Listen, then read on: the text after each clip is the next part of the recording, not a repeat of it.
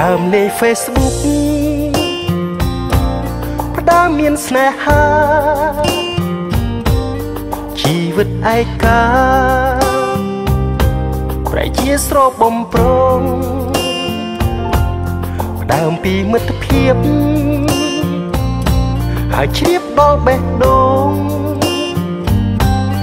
អនដែតអនដូង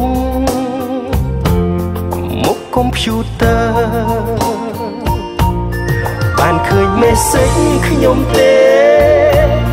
ពេលនេះហើយមិនឆ្លើយតបដឹងទេខ្ញុំកំពុងស្អប់ម្នាក់ធ្វើឲ្យខ្ញុំនឹកបានអានខមមិនខ្ញុំទេចេះតែសរសេរព្រោះតែនឹកយប់ព្រឹកភ្លេចបាយភ្លេចទឹកព្រោះវងជាមួយនឹង Facebook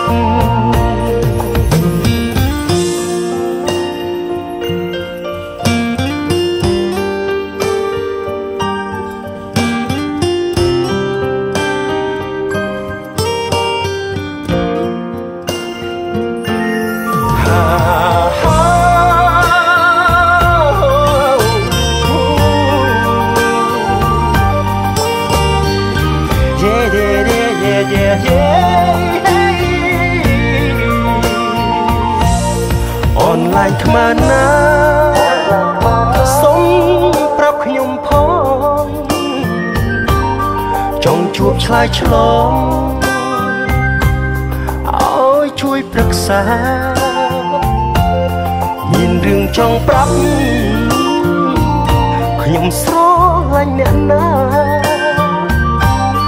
តែមិនដឹងថាគេព្រមឬអត់បានឃើញមេសេចខ្ញុំទេពេលនេះហើយមិនឆ្លើយតប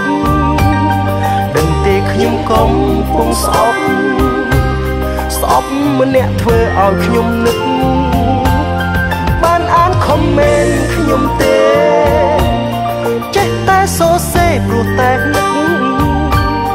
យប់ព្រឹកភ្លេចបាយភ្លេចទឹកព្រោះវងជាមួយនឹង Facebook បានឃើញមេសេចខ្ញុំទេពេលនេះហើយមិនឆ្លើយតបដឹងទេខ្ញុំកំពុងស្អប់ម្នាក់ធ្វើឲ្យខ្ញុំនឹក